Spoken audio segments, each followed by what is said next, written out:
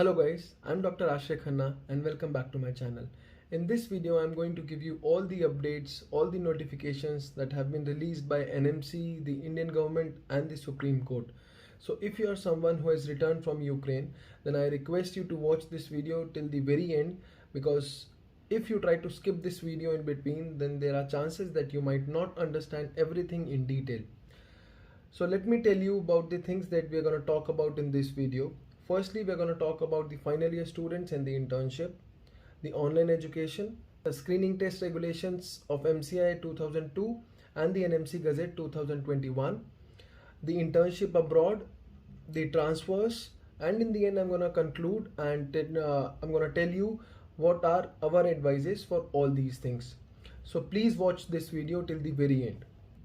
The first thing first, there has been a hiatus from our end as we decided to terminate our services in the field of admission and recruitment of medical students. But since the war has started, we have got to know from many students that they have been admitted to the universities in the name of Inspiring Minds, even though Inspiring Minds was not associated or active in any student admission process. And now all those students have been left stranded. So now this is our responsibility for all those students who have been officially or unofficially admitted through us, so that they can have the complete, to the point, crisp and the factual information, so that it can help them decide better. We have already taken the appropriate steps so that such things are not gonna get repeated in the future. So let's begin with the latest notification of the NMC dated 28th of July 2022 regarding the compulsory rotatory medical internship of 2 years. Now this regulation states that a 2-year internship is compulsory for whoever has graduated in 2022 and has received the documents on or before June 30th, 2022. This only pertains to the graduates from Ukraine and China who have pursued last few months of their medical education online. The permanent registration will only be granted after this condition of a compulsory mandatory 2-year rotatory internship. Now this rule is a one-time exemption and is only for the students, those who have already completed their program in the academic year 2022 from Ukraine. This rule is not for any of the current student who is still pursuing their education from Ukraine, even if they are in their final year. We have been asked if the date on the degree certificate later than June 30th, 2022 will help them evade this particular rule. The answer is no, and here is why. The date of June 30th, 2022 refers to the completion of the program as per the curriculum of the university, and not the date of the document or the issue of the document itself. So here comes the important question, like what about the students, those who are in the 6th year and they are due to finish their academics or the 6th year by the December 22 or the January 23, those who are in the winter intake in Ukraine anywhere. The response from the NMC is clear that now onwards they are not gonna accept the medical education in terms of online medium, and they are not gonna accept it at all if you want to register your primary medical education. It implies that here onwards program has to be done with the mandatory physical presence. So what should those students do? My simple advice is either physically attend the university wherever it is located. If it is in Ukraine, then I won't recommend you going to Ukraine because of the current situation going on there and the military exercises. Here again, this is my personal view. If you don't concur with it, it is absolutely your choice. Or the second option is to take the transfer. Now, the most important question comes into the game, which is transfer allowed? Yes, for anyone who has joined the medical college before the 18th November 2021 and their admission is still under the screening test regulation of 2002, the transfers are allowed and acceptable. Proof: there are multiple proofs to confirm this fact, including an affidavit submitted by the NMC, the response to the multiple RTIs, requested from the students, as well as the document issued by the Ministry of Health, which states that the directive to ensure an easy process to procure the transcript from universities in Ukraine, and has given the Embassy of India in Ukraine the clear directions to initiate this process. Now the another question that has been asked multiple times is online education acceptable? As I've already stated initially, the NMC has made it pretty much clear that now onwards they are not gonna accept any part of the program online, and the only exemption which was provided during the time of pandemic, the COVID-19, when the entire world was shut down, medical education in NMC's words requires clinical skills, and for that you have to be physically present in the university. The practical part of the program has to be done physically, and in my opinion, medical education from the very first year in itself requires the labs and the practical classes, which cannot be done online at all.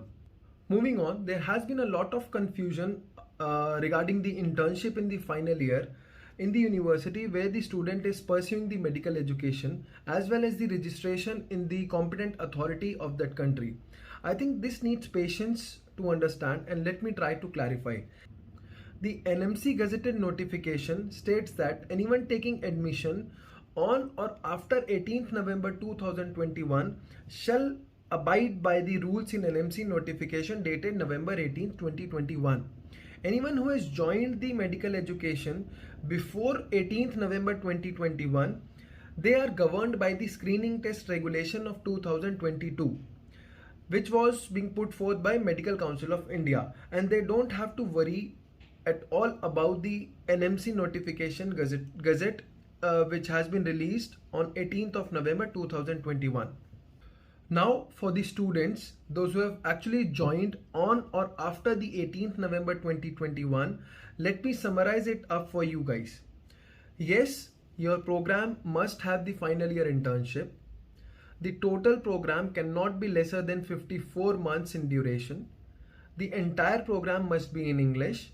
It shouldn't be bilingual anymore. The most important, and I request your attention here, registered with the respective professional regulatory body or the competent authority to grant the license to practice in their respective jurisdiction where the university awarding the degree is located, and at par with the license to practice medicine issued to the citizens of that country. Now in my opinion, there has been many misunderstanding with this particular clause. Registration of a student in the regulatory body is to be understood differently from the license to practice medicine. No country issues a license to practice in its country without the candidate satisfying the eligibility criteria, which might involve taking exams as well as the special resident status or the nationality status in that country.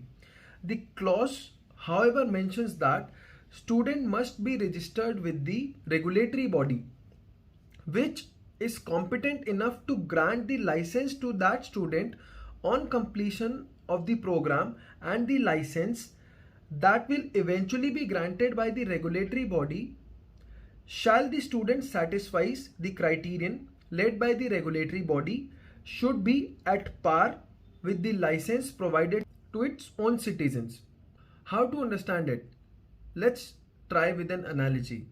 If a foreigner comes to study in India, he or she needs to be registered with the NMC or the Medical Council of India as a student before he or she can pursue that program.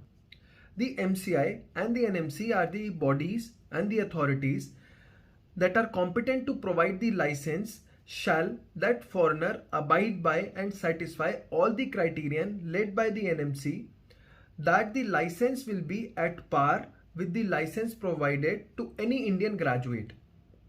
The registration process is in no way to be confused with the license to practice, which are two different terms to be understood separately.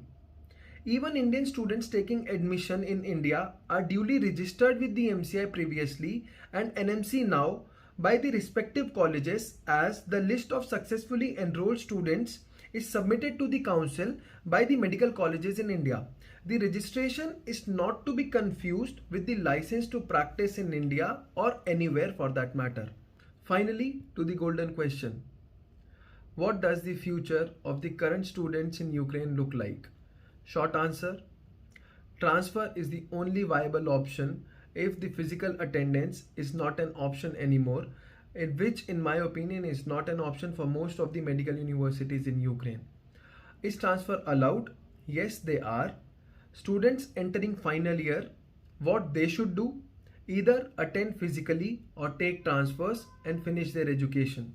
Students who completed first year and have joined after the NMC regulation of 18th November 2021. Also, since it's a situation not under anyone's control, the NMC has confirmed verbally to whoever who has visited them that transfers will be the only way forward. Online education is not acceptable at all. A one-time exemption to the NMC 2021 notification will be made, and shortly it will be published on their website. The same is affirmed by the multiple notifications both by the NMC as well as the Ministry of Health of India. And to conclude, what is the future of IM? IM has decided to help all the students from Ukraine. We will advise, guide, and if resources permit, facilitate the transfers of anyone who is interested in our services. We want to do this because when we started, we wanted to be the study partners during the entire journey, both in thick and thin, and we strongly feel that it is the need of the hour that we stand with everyone who believes in us, and we are with you guys. As for will we be restarting our services as a recruiter or the admission partners? Well, that's a discussion for the next time. Till then, stay safe.